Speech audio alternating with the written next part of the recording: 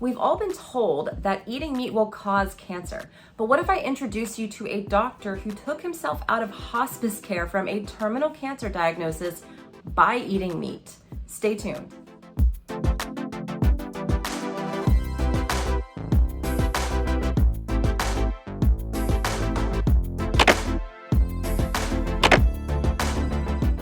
Welcome back, my friends. My name is Sarah. I am known as Carnivore Yogi. Thank you so much for being here and clicking on today's video. Today, I have an excellent interview with a returning guest, Dr. Al Danenberg. And we talk about his journey again from being told you have 3 to 6 months to live, how he was able to take himself out of hospice care by eating a high-fat carnivore diet and is now living way beyond that diagnosis of 3 to 6 months. We talk in depth about gut healing, which I think is very important, as well as metabolic health. There are a lot of things I think people need to understand more about metabolic health and how our gut health actually influences our metabolic health. We also talk a lot about the dental aspect of things. We didn't get into that in our previous episode. There is a previous episode I'll link in the information section below for you guys that Dr. Danenberg and I did about a year ago. But in this episode, we also talk about teeth, how to care for your mouth in a more ancestral way and in a way that you don't wipe out the bacteria in your mouth and possibly create more issues and dental problems for yourself. So just absolutely tons of valuable information in this episode. I tried to really go through detail, put in very detailed timestamps. I already said detail, but there are very detailed timestamps. And I also tried to list resources for everything that Dr. Danenberg and I talk about. He talks about the importance of gut microbiome diversity. So I also linked a gut microbiome diversity test that I use in the show notes for you guys as well. So yes, pull down the information section, check out those resources, check out those timestamps, especially if you want to navigate through those topics. Some of this stuff you may want to listen to more than once before you really absorb it. I also want to thank the sponsors of today's episode. The first one is going to be Optimal Carnivore. Now, in this episode, Dr. Danenberg and I talk extensively about the importance of organ meats. Optimal Carnivore is the one that I personally use. You can use my code carnivore uppercase Y to save 10% on these. I'll put a link down in the show notes for you guys in case you want to check these out. They have a grass-fed liver complex as well as an organ meat complex. Again, we use them daily here in our home. Code carnivore uppercase Y to save 10% on those. One of the other things Dr. Danenberg and I also talk about in this episode is mineral balance and how a lot of people are taking synthetic supplements and throwing off their mineral balance. So the second sponsor of today's episode is also going to be very relevant and helpful. That's going to be Upgraded Formulas. Now, when it comes to this discussion of minerals, the Upgraded Formulas hair tissue mineral analysis with a consultation is what's going to allow you to understand your mineral balance. If you take too much zinc, you're going to throw your copper off. If you take too much sodium, you could throw off your potassium. How do you know the balance of those minerals? A hair tissue mineral analysis. So the one that I use again is Upgraded Formulas. My code there is Yogi12. And if you've used that code once before, my code Yogi never expires. Again, that will save you on anything on their website. I trust this product. I recommend the hair test to most of my clients and use it myself. So thank you again to Upgraded Formulas for sponsoring today's episode. And I really do hope that you guys enjoy it. Talk to you soon. All right, guys, thank you so much for coming back and tuning into the channel. I'm very excited about today's guest. He's actually a repeat guest. He was on my YouTube channel a little over a year ago. So I'll make sure I link that in the description for you guys to get a little more in depth on his story. But Dr. Al Danenberg has an amazing story of healing and he's with us. He coaches people and I just can't wait for you guys to hear about him, his story and what he has to offer. So thank you, Dr. Danenberg, for being here today. Oh, it's a pleasure. I love this stuff. Thank you so much. Yeah. So let's just briefly, I'll link the full interview of your story because it's just so amazing. And I got so much great feedback on it the last time you were here. But if you would just briefly talk about your story of healing and how you got to do the work that you're doing now with people. Absolutely. So, I'm almost 75 years old. So the big story here, I don't want to bore everybody, but let me give you kind of the pertinent points of what's going on. So 6 years or so before all this happened that I'll mention, I thought I was really pretty healthy, eating a paleo diet, living a paleo lifestyle. I was writing, I was lecturing, and I was really considering myself the senior poster boy for a healthy lifestyle. So in April of 2018, I was asked to speak at a meeting in Austin, Texas, for the Paleo FX meeting. I was there, but along the way, the traveling caused, I didn't know if it caused it or not, but I noticed that I had pain in my right shoulder, which I never get, and it was exacerbated because I was carrying my bag on my right shoulder. I never went away. I did my little speech at the Paleo FX meeting, got back home to Charleston, South Carolina. The pain started to move from my shoulder to my back, eventually to my chest. And being as pig-headed as I am, I did not see my medical doctor, until September 2018, when it was just getting so difficult, where I took a deep breath and it was painful. So he looked at me, he took some some blood work. The blood work came back relatively normal, except my inflammatory marker, which was C-reactive protein, was significantly higher. And then he requested to do an MRI. We did the MRI, and all this is September 2018. And he called me, and I talked to him on the phone about the results. He was kidding around at first when he said, you know, it looked like you got in a fight or fell down some steps. And of course, I didn't do any of that. And then he got very serious and he said, I think you have lymphoma, leukemia, or multiple myeloma. Well, my world just fell apart. Wow. I mean, I'm the senior poster boy for a healthy lifestyle. How could I have cancer? All three of these are cancers. I'm eating and living so healthy for the last 6 years. Well, of course, if I have cancer, it didn't start 6 years ago. It started decades ago. I just didn't know it, didn't manifest. Well, anyhow, he refers me to an oncologist, many more tests, PET scans, all kinds of things. Turns out that I have an incurable bone marrow cancer called IgA kappa light chain multiple myeloma. My oncologist, who saw me on September 2018, gives me a prognosis, 3 to 6 months to live. Wow. I mean, my whole world, you know, the door just shuts and my whole world just stops. But I have a realization, and that is the only thing that matters to me is quality of life.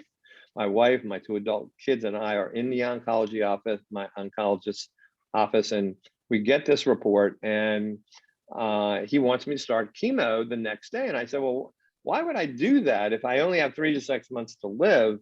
And he said, excuse me, and he said, well, if you're on chemo, you'll go into remission, you'll be better, and then we can extend that. And I said, well, what happens when I am on chemo? He said, well, your quality of life is going to go down, but it's going to get much better after you're in remission. And then I said, well, then what happens? This is, as you said, incurable. He said, well, chemo is not going to work well as time goes by. And then you're going to need new chemo, more costly chemo. I was not a candidate for stem cells. And then, well, then what happens, I asked. And he said, basically, you're going to die eventually from the complications of multiple myeloma. This is a terrible scenario, right? So I'm thinking all along, I'm just devastated and debilitated as the years go by with these up and down swings from chemo, remission, and not in remission. I'm thinking, let's not even do this. And let me figure out if there are other methods that might help me. I did accept some radiation treatment on my chest only because I couldn't breathe deeply because of the fractures. I have multiple pathological fractures, several broken ribs, 2 vertebral compression fractures, a cracked pelvis.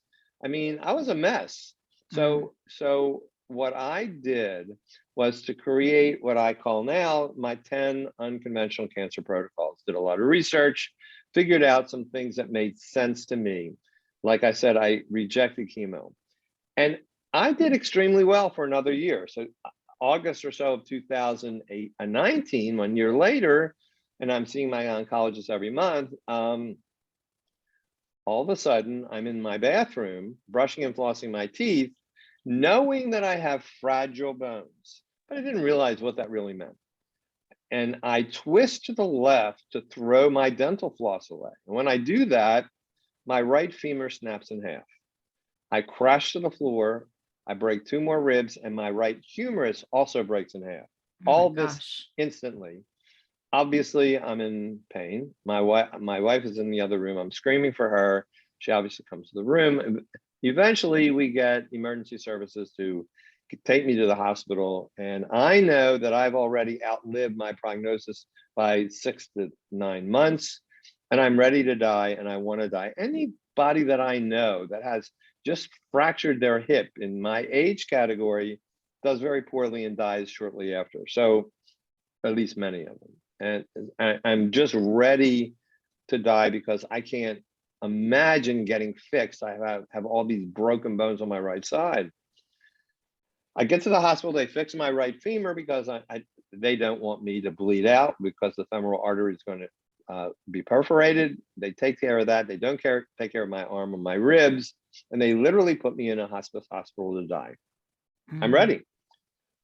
Instantly, something happens and there is a hurricane coming to Charleston 1 week later after I get into hospice. And the hurricane is going to hit Charleston in the area of the hospital. The hospital is ordered to evacuate all their patients and they don't know where to send me. My wife's an RN, she gets a hospital bed and they send me home still under hospice. So my wife gives me some tough love and said, look, you are a survivor, not a victim. Let me get a physical therapist in here and let's see if we can turn this around. And amazingly, we do. And within a month, I am out of bed. I had a catheter for over 30 days. It's out now. And I'm actually walking with a walker and I reject or revoke hospice.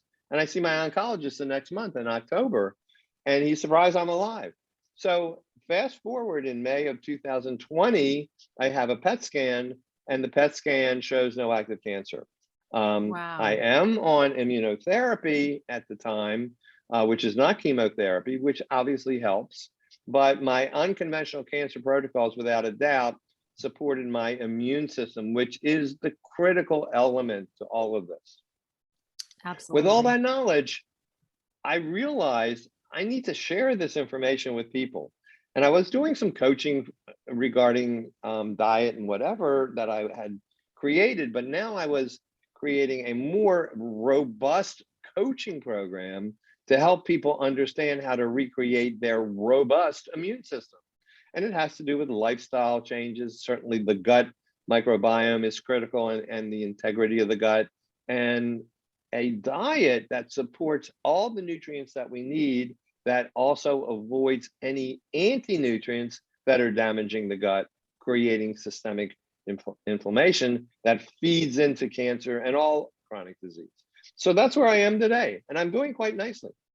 I'm so glad to hear that. And I remember last time that we talked, our conversation was really pretty diet focused, I feel like, because you had pretty much switched during that time. I think you were in hospice to like a Paleolithic ketogenic diet. Is that correct? Where you're doing like a high fat carnivore diet pretty much? Well, at first I was, when I was diagnosed in 2018, I went from a paleo diet to a paleo autoimmune diet.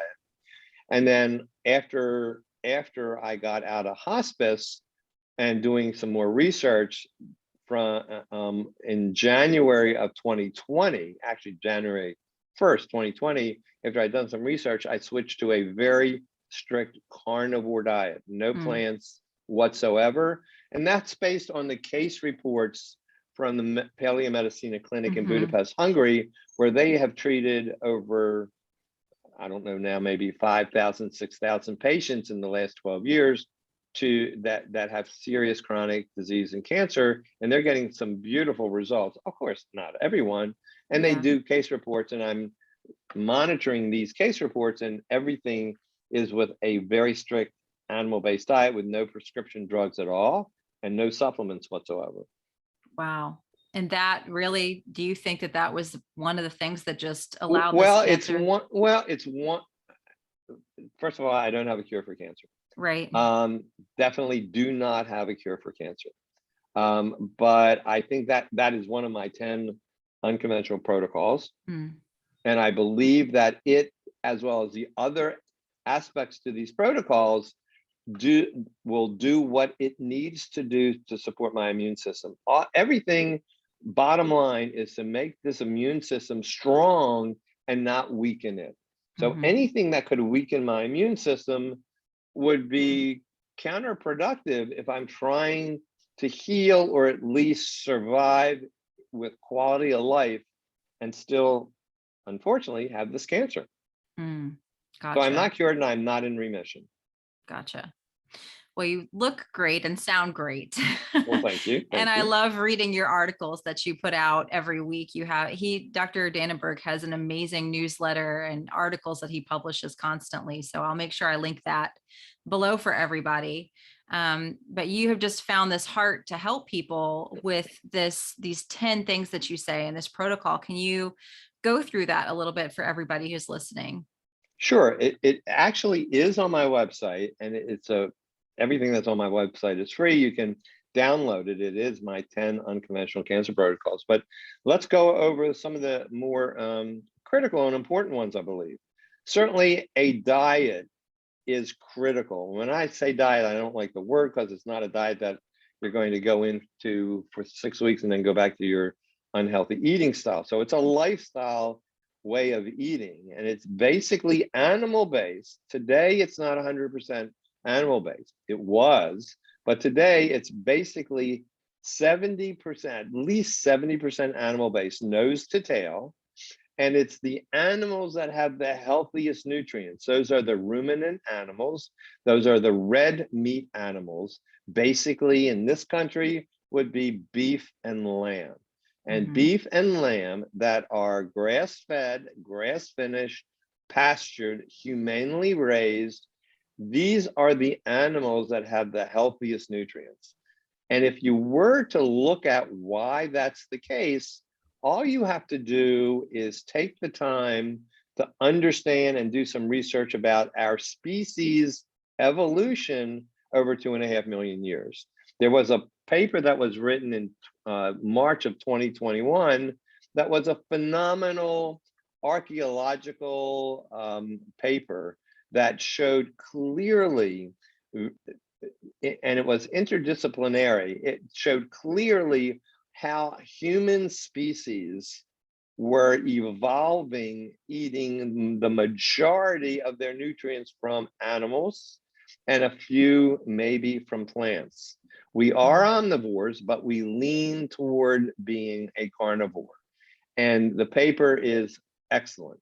So this paper specifically identified some of the reasons why, and that is the physiology of our digestive system, the archaeological remnants that were found when the skeletons were uncovered, like the type of tools to kill animals. They did protein analysis of some of the areas, I guess, in the jaw where we were eating food, and it turned out that the proteins were coming from animal-based, not plant-based sources, and a variety of other things that they determined. Those clearly showed why animals, nose to tail, are critical for the human development. So why can we all of a sudden change that in the last 4,000 or 5,000 years? It doesn't work that way because we have a genetic code. Our genes do not evolve that quickly. And what was there 20,000 years and 10,000 years ago is pretty much what's here today from a genetic evolutionary standpoint. So we can't all of a sudden say, we're not going to eat animals because they're not healthy, and we need to eat plants because they're healthy, and our body is going to accommodate. Well, genetically, we can't. We can't make the enzymes that are necessary to destroy anti-nutrients that are in some plants. In other words, we need the animals. So that's a critical element to my unconventional cancer protocols. And in that, part of eating has a lot to do with drinking healthy water with trace minerals. It has a lot to do with understanding how to cycle in and out of a fat burning mode to a carb burning mode, which is what our primal ancestors did during all of our evolutionary years. And these are critical elements to mimic that the digestive process that our primal ancestors, who were relatively healthy, displayed. So that's my major concern. The other major concern, almost hand in hand, is to have a very, very healthy and diverse gut microbiome. Mm-hmm. The research clearly shows that the microbiome is a critical element for health. If we do not have a well-diversified garden of bacteria, and pathogenic types of bacteria overgrow, it will damage the gut. It will leak into the circulatory system, called a leaky gut, creating systemic inflammatory issues that affect every organ system as well as the mouth, and disease starts, including cancer. And it damages the mitochondria, which is our powerhouse, our batteries for every cell in our body, with the exception of red blood cells. Mm. Those would be the two critical elements. Other elements we can discuss too, but those are two critical elements that I put together and help individuals when I do my 12-week virtual coaching program. So you're more in the camp now of metabolic flexibility, gut diversity. So you don't really think it's necessarily a good thing for someone to always be in ketosis or always in glucose, correct? Correct. Now, however, when you're saying that, I do have a number of clients that have some advancing cancer, and I try to duplicate what is doing the Paleomedicina Clinic is doing with their patients. And I would have them on a strict animal-based diet for a while, and then reintroduce certain elements like some fruits that are low in anti-nutrients, low in lectins or oxalates and phytates. Very, very few plants, but no nuts and seeds because they're very high in lectins and oxalates. And these are very damaging to the gut. But if you look at a plate of food, no matter who I'm talking to, at least 70%, the volume of that plate of food, 70% must be from animal-based nose to tail nutrients. And that can include desiccated organs, which I take when I'm not eating organs. And then 30% or less from very few fruits, even less vegetables, and certainly no nuts and seeds. So in my way of eating today, I would tell you I am basically 85% animal-based and maybe 15% plant-based, and my main plants will be certain isolated fruits. Gotcha. So you're not big on vegetables then? No, because most vegetables do have a lot of lectins and oxalates, and those are anti-nutrients damaging the gut microbiome as well as the gut lining. So no, I'm not. Gotcha. Every nutrient that we need to get is in animal-based products, nose to tail. If a person said, I really need a powerful multivitamin, multi-mineral supplement, I would say, well, you don't want to buy those things that are synthetic. You want to get desiccated organs that have nothing removed, nothing added except the water. And there are desiccated organs products that I recommend my clients to get instead. Gotcha. That was what I was going to ask, if, where people get their nutrients from. Are they relying on the fruits and things for the nutrients, or is that just purely for metabolic flexibility? That's for metabolic flexibility and variety. The nutrients you're getting from nose to tail eating animal-based foods. For example, you will get healthy, bioavailable, slightly anatomically different vitamin C, when you're eating the organs, especially liver and spleen and a few of the other organs, as compared to vitamin C from an orange. Vitamin C from an orange, different, but vitamin C from an orange is very heat unstable. Vitamin C from the organs, which is slightly molecularly different, is very heat stable. And you can get almost every nutrient if you're eating that way. Now, if you're only eating muscle meat, like you're eating a ribeye steak and you think steak and eggs are the way to go and that's all you eat, that's not a healthy diet. But the muscle meat proteins and the nutrients in the muscle meat need to be complemented with the nutrients from the organs, the nutrients from bone marrow, the nutrients from cartilage, blood and bone. All of this creates the significant nutrient balance and ratios our body needs. Got it. And what do you think about people who say that eating organ meats can cause like hypervitaminosis and well, they're wrong. Yeah. They're just wrong. I always think it's a vitamin D deficiency, because you're going to get, if you have very low vitamin D, in my opinion, then it's going to be hard for you to absorb that vitamin A, because they're kind of like minerals, they balance each other out, A, D, E, and K. So I think that if people have that happening, that they should get their vitamin D checked. But I'd love to know what you think about that. Most of the people, Paul Saladino did a podcast or a webinar, interviewed a couple of medical doctors about the subject, which was very, very good. And basically, if you are getting vitamin A, for example, retinol from liver, and you're eating liver and all the animal and meat and everything balances in a ratio that is healthy.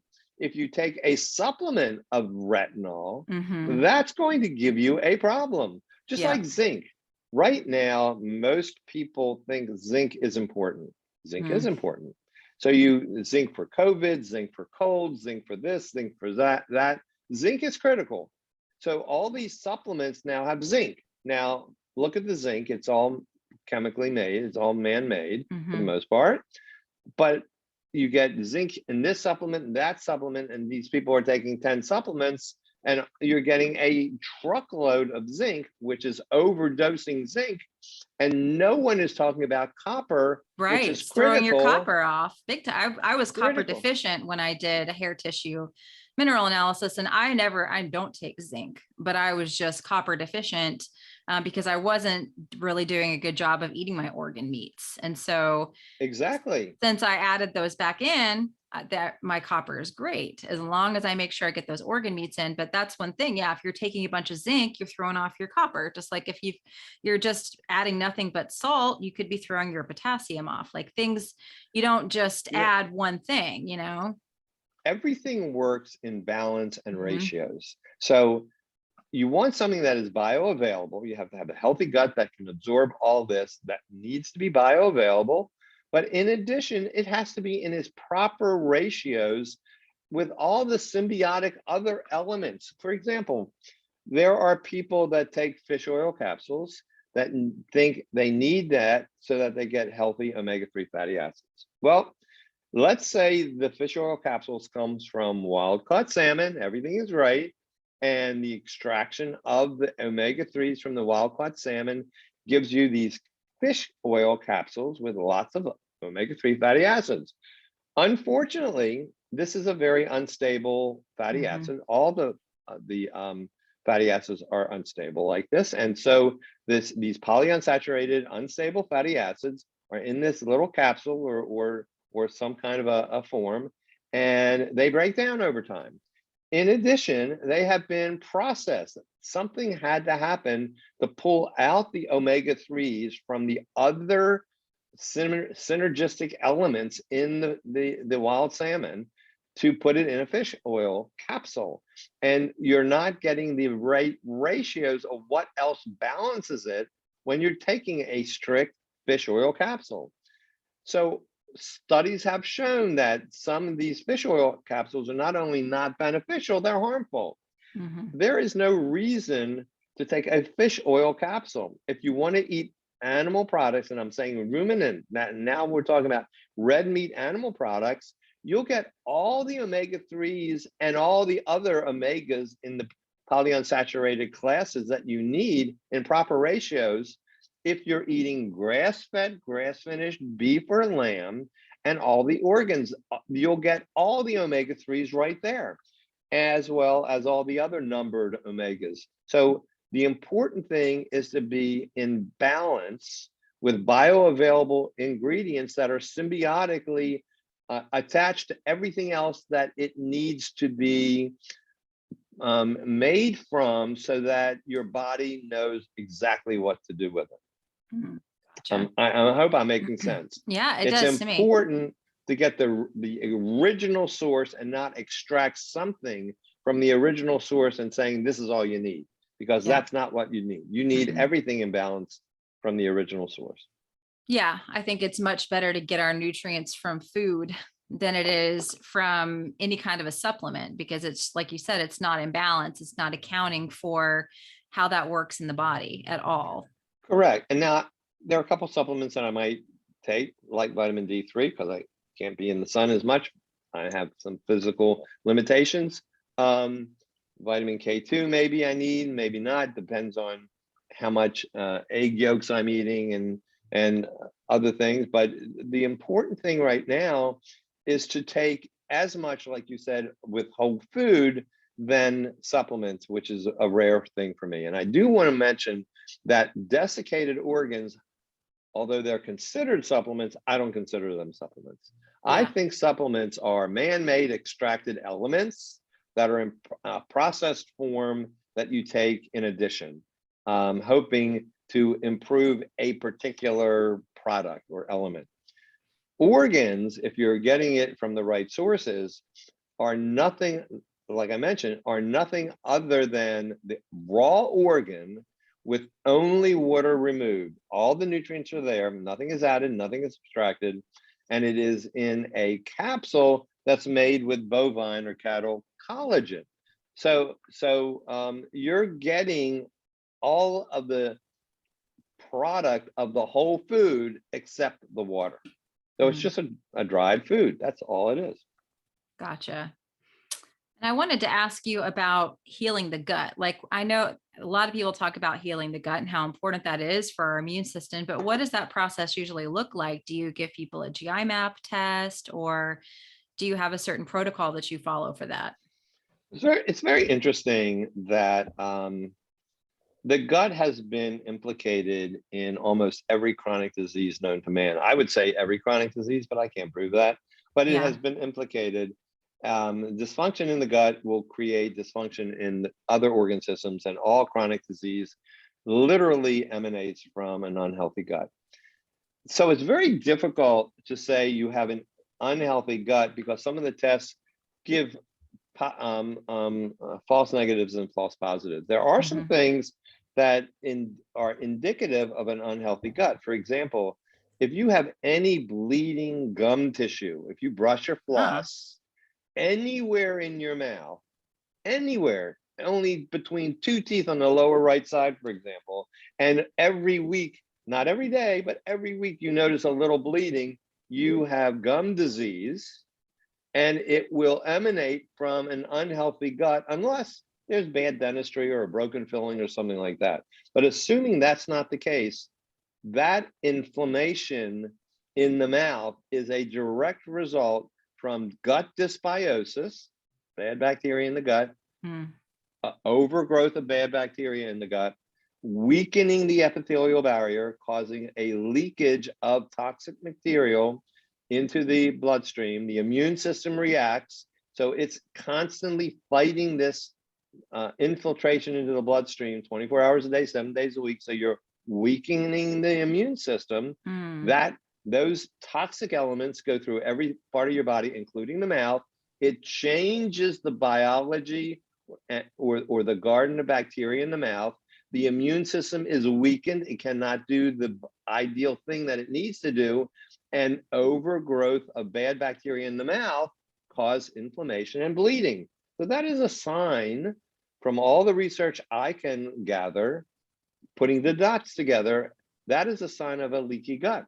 there are other symptoms that you may have, but most people that have a leaky gut don't have the typical symptoms of bloating and diarrhea or constipation. 80% go unnoticed because it goes Mhm. into other organ systems. There are some tests, zonulin tests that can be done. Those are beneficial. There are some other tests that can be done when you're looking at certain blood work relating the white blood count, the different elements of the white blood count and their ratios to see if Hmm. you have a good immune system. Maybe it's affected by the gut bacteria, which I would say all the case. And then there was a study that was published in 2019 that was a very interesting study that used humans, not animals, not rats and mice, showing that 88% of the US population has metabolic dysfunction. 88%. I'm suggesting that is probably an understatement, Mhm. because and to have metabolic dysfunction, you have to have something wrong with the gut, which is always linked to metabolic diseases. So I would say if there are symptoms that I see, I would say that to that individual, we need to get that gut healthier.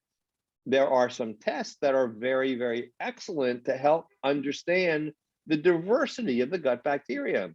One is done by microbiome labs. They call it Biome FX. It's read by a lab that is called Cosmos ID. It's one of the only labs that does whole genome sequencing. So they really look at the entire bacteria species, and they can determine how many different or diversified bacteria you have in your gut and compare it to a human healthy ecosystem, and they'll place you in a percentile. And what you want, and that's called alpha diversity, what you want is the greatest alpha diversity that you can have.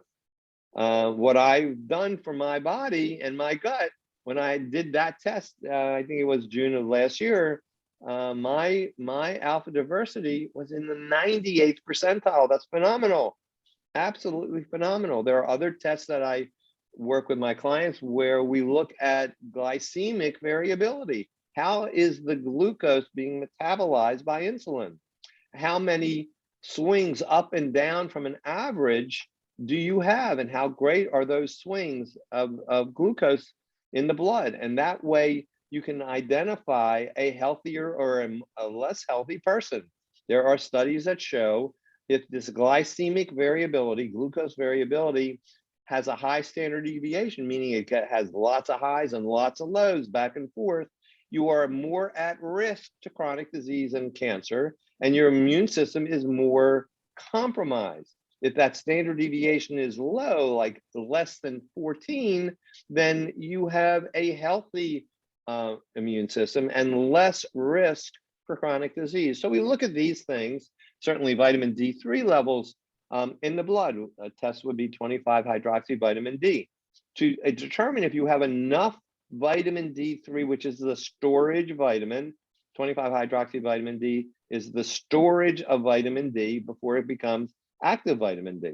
And that has a lot to do with the health of the gut and the health of the immune system. Got it. So Lots of stuff. yeah, definitely a lot of stuff.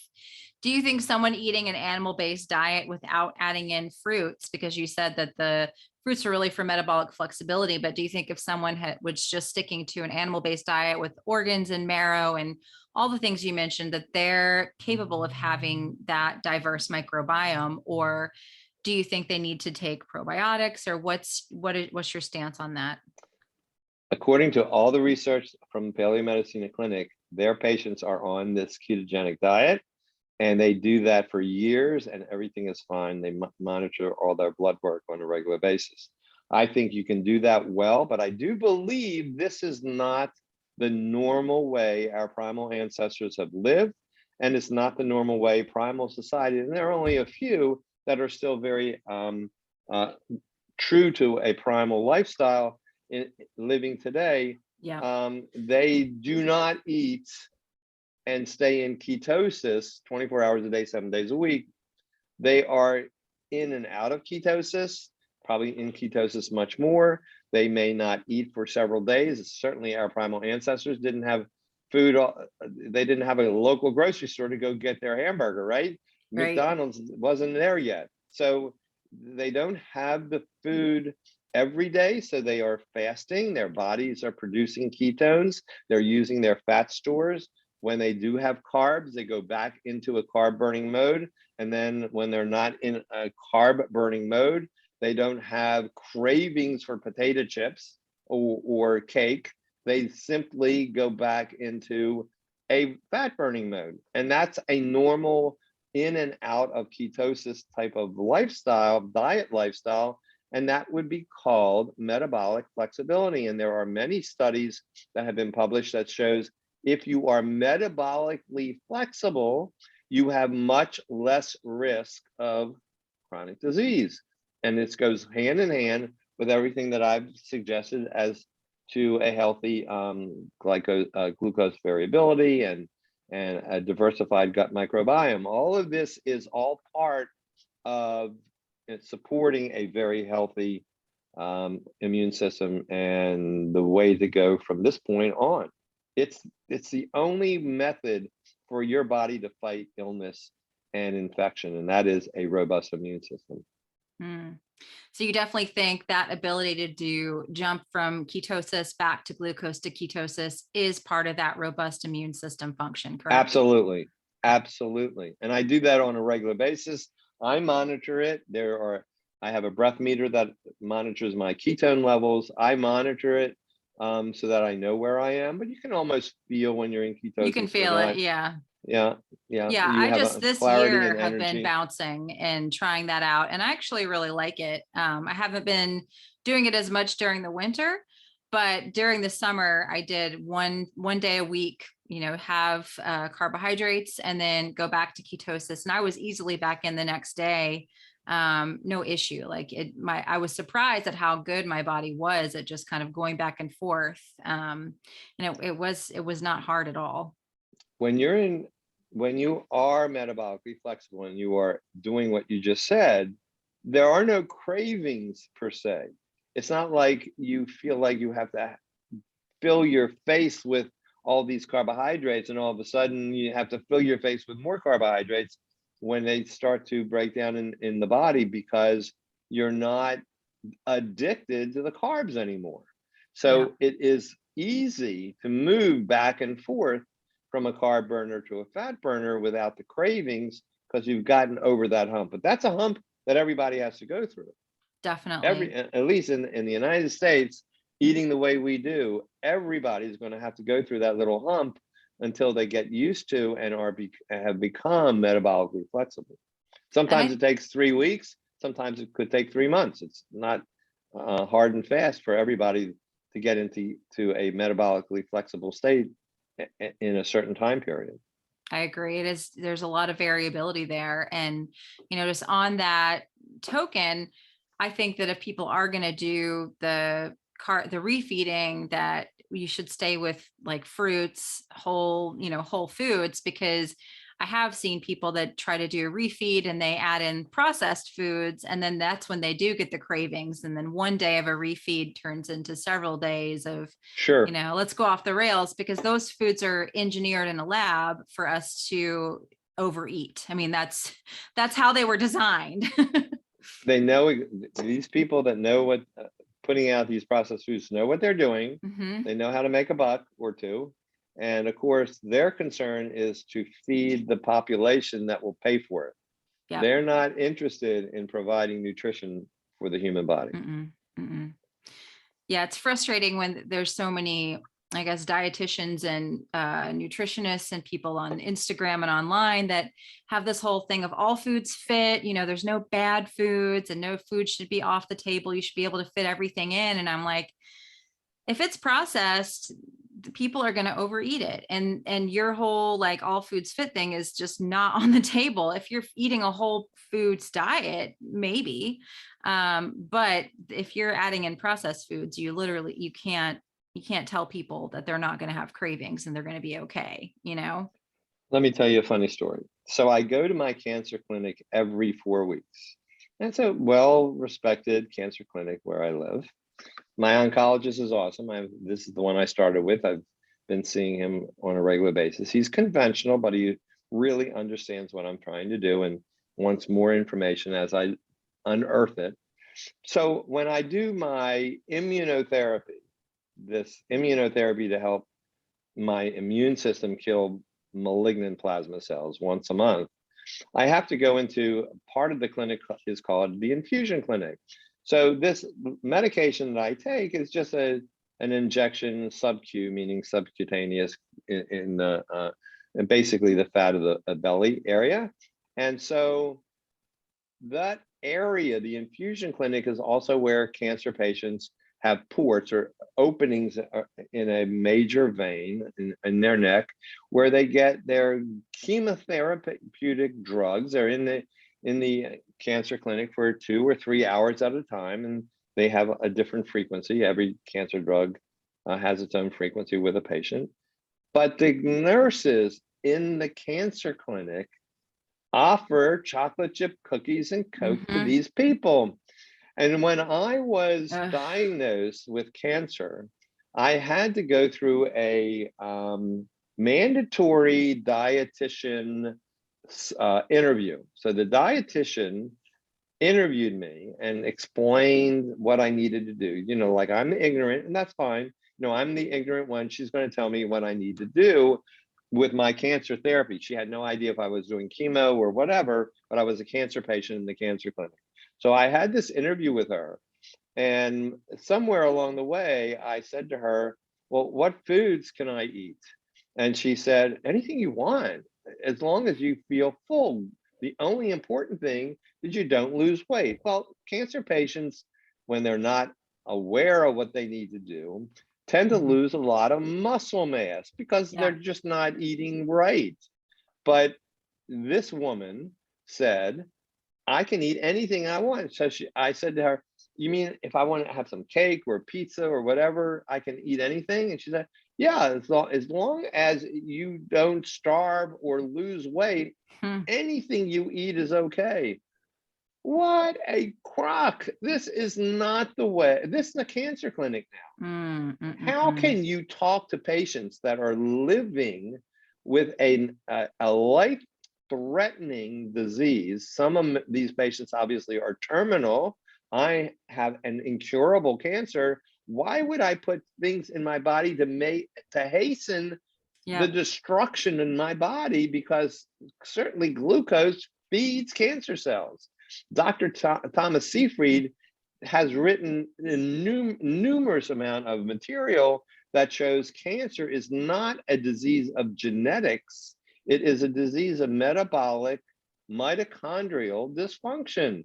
If you change the diet and the health of the mitochondria, you can at least protect yourself or heal as best as possible. Of course, he's trying to cure cancer, and he has methods to do this, but it certainly are not the methods to treat the gene in a cancerous cell. It's the method to treat what's called epigenetics, everything that makes the gene either pathologic or not, upregulate or downregulate the gene. And that is a critical element. So you wouldn't put food, or what you think might be food, in a body that doesn't want to have cancer cells grow and metastasize. So chocolate chip cookies and Coke are not the answer here. Terrible. I mean, and it's like that. And I think it's everywhere. Yeah, it is. That's what I was going to say. It's everywhere. I mean, a friend of mine going through infertility, at the infertility clinic, there's like chocolates and cookies out in the waiting room, and like the whole infertility like sign is a pineapple, you know, and I'm like, what the hell is that all about? That's not going to help you get pregnant eating pineapples. No, that's a really bad idea. It's just insane. Another funny story has nothing to do with this, but in a similar fashion, I know many dentists around Halloween time in their dental office for the kids, and probably adults too, they have grab bags of candy. In a dentist office. Now that's overboard. That's the Amazing. last place you would expect to see candy. But amazing, right? Yeah. Amazing. Where is the thought process of what causes what disease? I don't Right. get it, I but don't it either. is prevalent. It is everywhere. Yeah, it is. And yeah, I guess speaking of dental care, because I did want to talk about that a little Sure. bit. That's a question that a lot of people have once they start getting into a more primal lifestyle. I think, they kind of instinctively know, like the Colgate toothpaste and the mouthwashes and the dental floss that has a bunch of stuff on it, that's not necessarily good. But what are your recommendations? Because the last time we talked, I remember I was brushing with a charcoal toothpaste and you're like, don't do that. It's not good. So I quit doing that. But what's your gold standard for caring for the mouth? If you're going to do something on a daily basis, which you should be doing with cleaning your mouth, you do not need toothpaste whatsoever Mm-hmm. to clean your mouth. You don't need toothpaste to remove unhealthy dental plaque, but you need to understand that dental plaque is healthy Mm-hmm. until it's not. And that's a concept let me get back to in a moment. Yeah.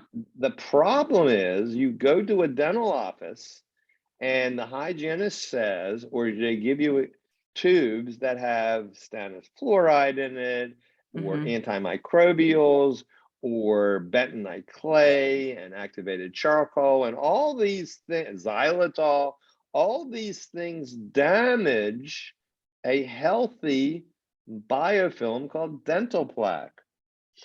So let's talk about dental plaque for a moment. Can I do that before I go Yeah, into that? absolutely. So if you think about the body, and if I were to ask you a question that you need to have some thought here, where in the body can you find a hard structure piercing the skin of the body and embedding itself into sterile tissue?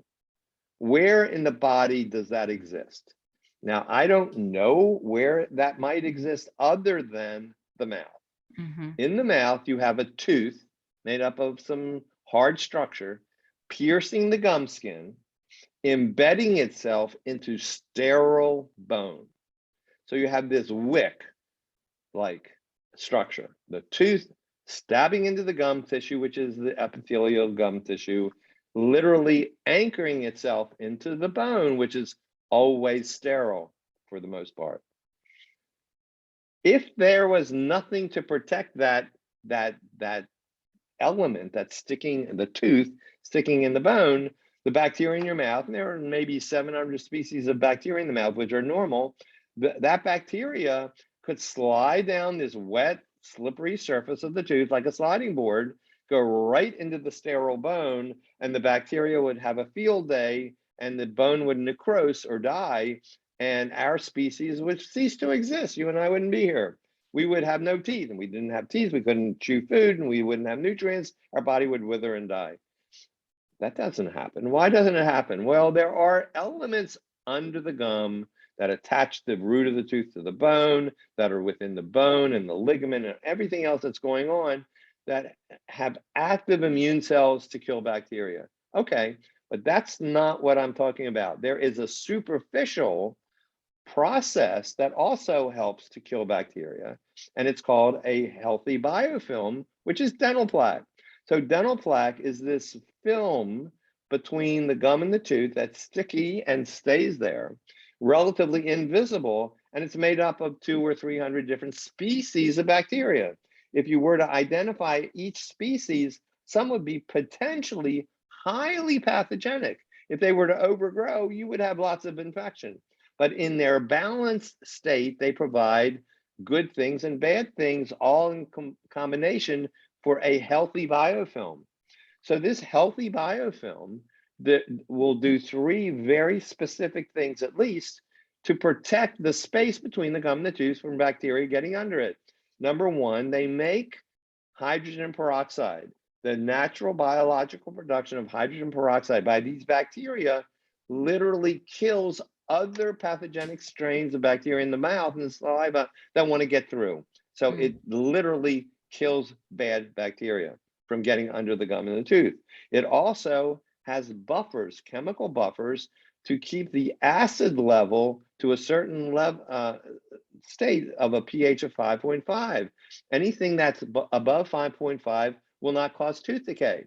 If it goes below 5.5, meaning more acidic for a longer period of time, you could have tooth decay. So these buffers protect the tooth from tooth decay. The dental plaque, healthy dental plaque, doesn't cause tooth decay. It protects the tooth from tooth decay. And the third thing is it's like a very important gatekeeper, allowing minerals from the saliva that pours into your mouth 24 hours a day, 7 days a week, to get through this biofilm into the root surface if it needs to harden the root, where there may be demineralization, and a demineralized tooth is basically tooth decay. So it helps repair if certain elements cause early tooth decay. It can reverse that. So the dental plaque, when it's healthy, is critical. So why would you use products to destroy this very, very superficial but critical barrier? It doesn't make sense.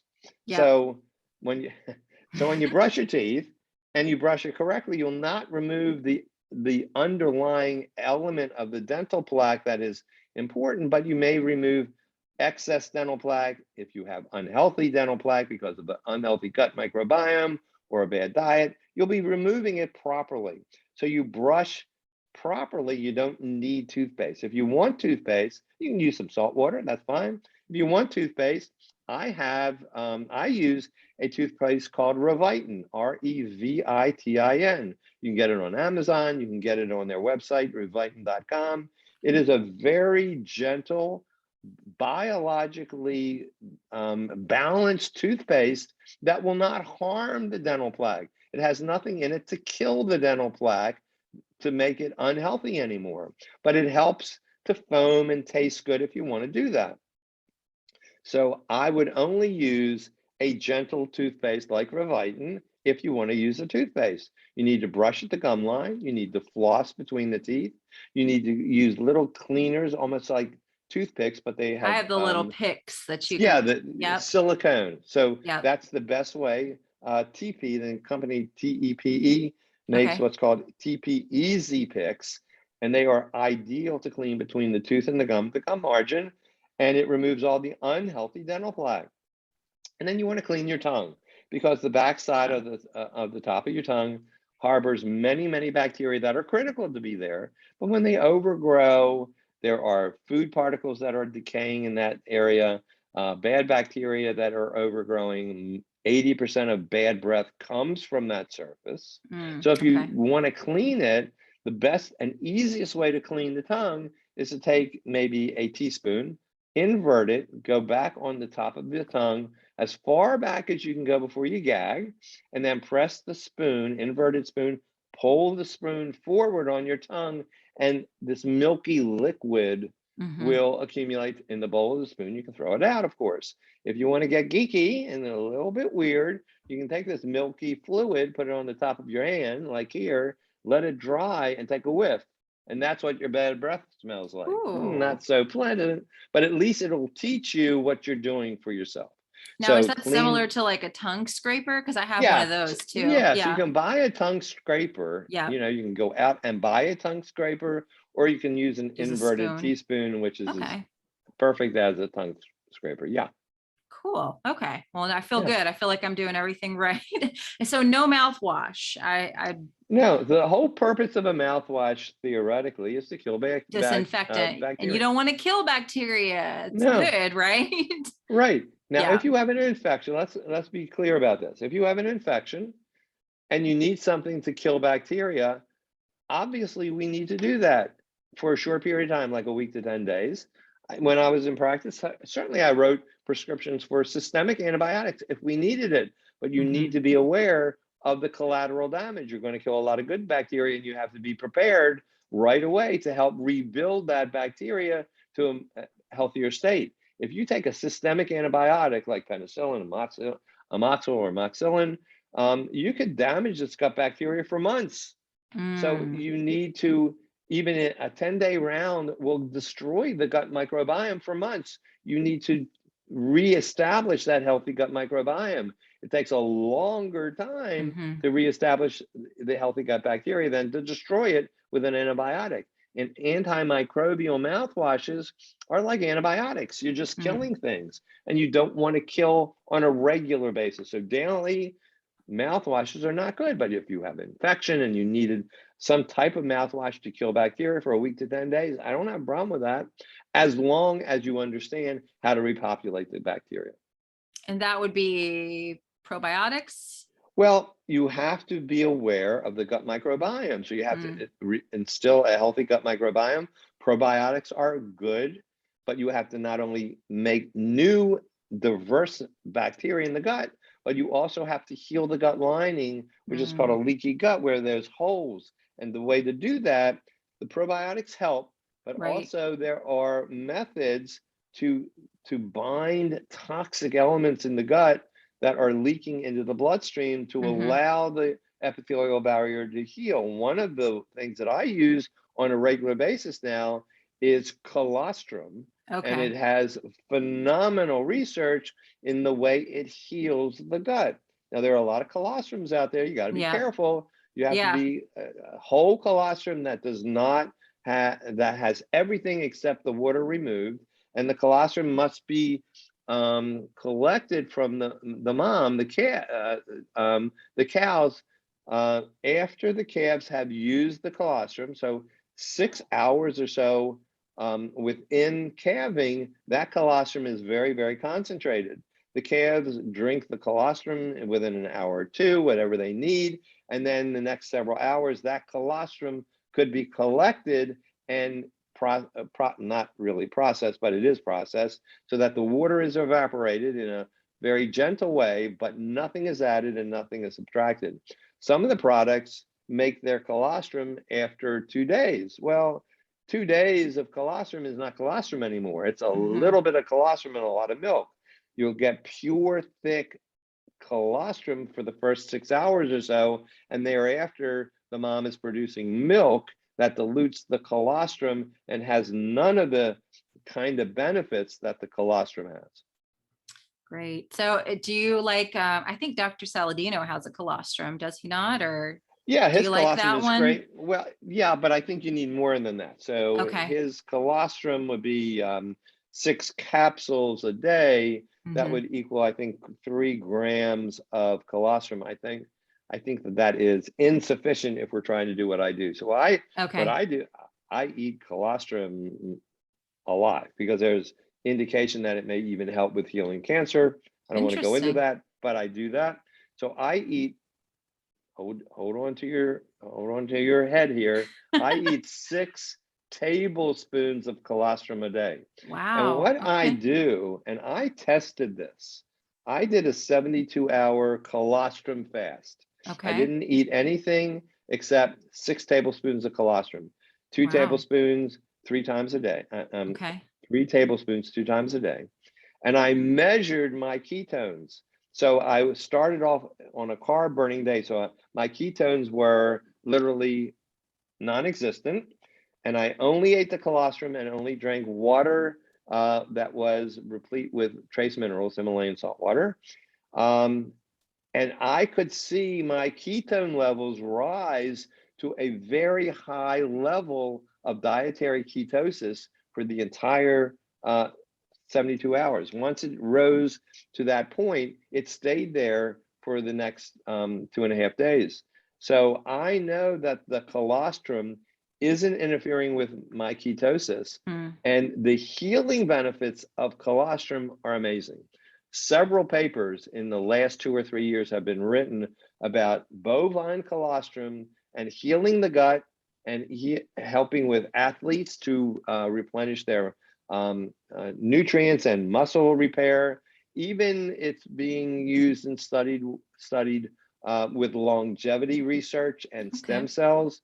There are some wonderful reports and peer-reviewed studies that are published in medical journals about the benefits of bovine colostrum. Excellent. Well, that's very interesting. I know there are a lot of different doctors that prescribe it in the capsule form, but you're saying to get like real colostrum, right? Well, I do get the powder. Yeah. But it's not in capsules. And when you order it in bulk, it's not terribly as expensive as it would if you were only to buy capsules. But there's another thing about colostrum, and that is it gets absorbed through the mucous membrane in the mouth.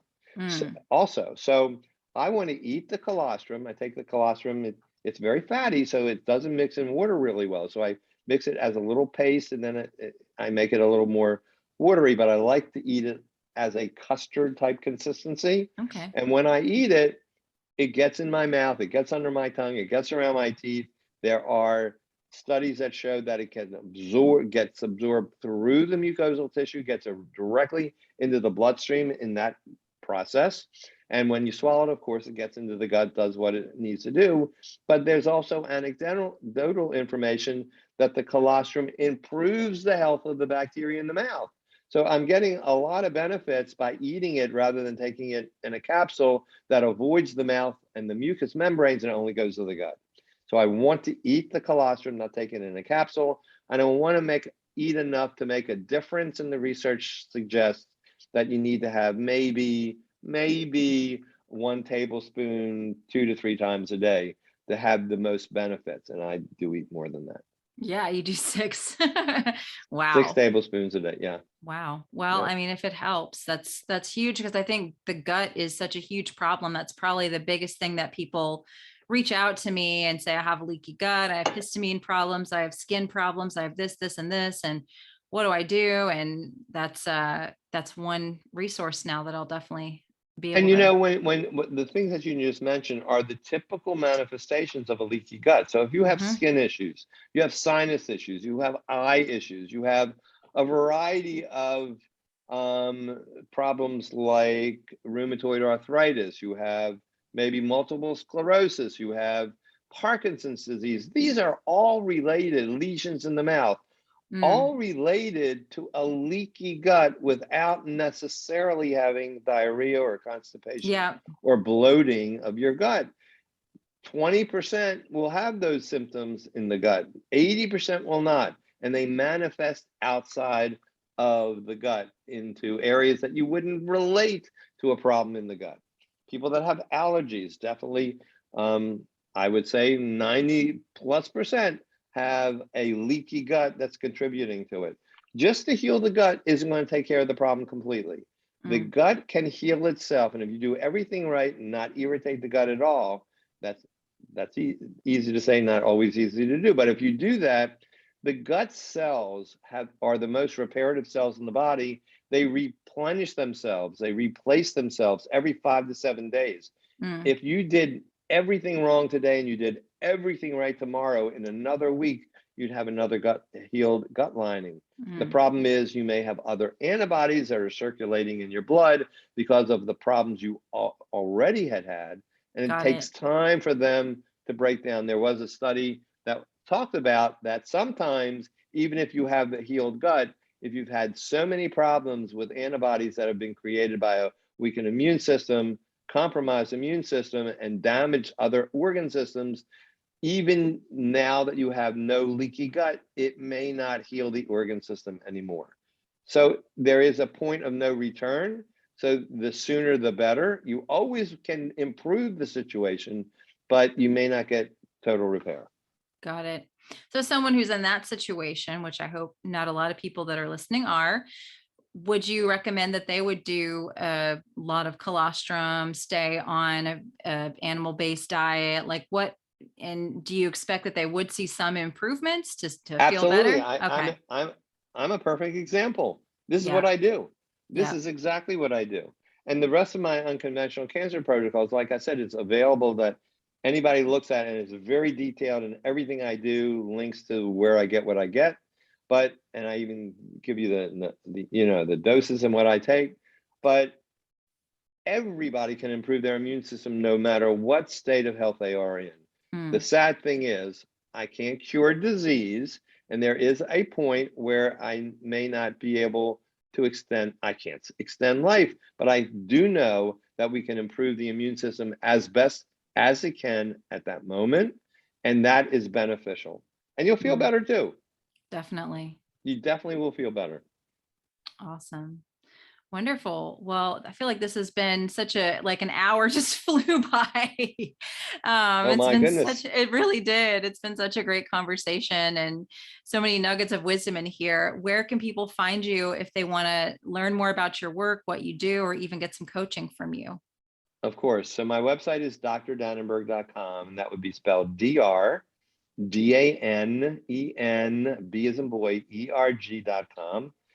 There's a navigation bar. It talks about my coaching programs. I do a 12-week virtual balanced metabolic coaching program, which is what I love to do, and individual hour-and-a-half coaching or consults if necessary. Lots and lots of blogs. Everything is downloadable. You can download anything and everything you want from my website. It's completely free. And if there is a question that you have, if you go to the contact form on the navigation bar, you can write me. The email comes directly to me. I answer all my emails, and maybe within 24 hours, and I will help you with whatever question you have. I also offer a 30-minute free consultation with me, Zoom, just like you and I are talking with, for 30 minutes, just to see if I can help you and if we're a good fit together. That's awesome. That's really kind. Well, thank you so much. And I'll make sure I link all of that in the information section below this Well, podcast. thank you. This has been Yeah. fun. Yeah, it has for me too. Thank you.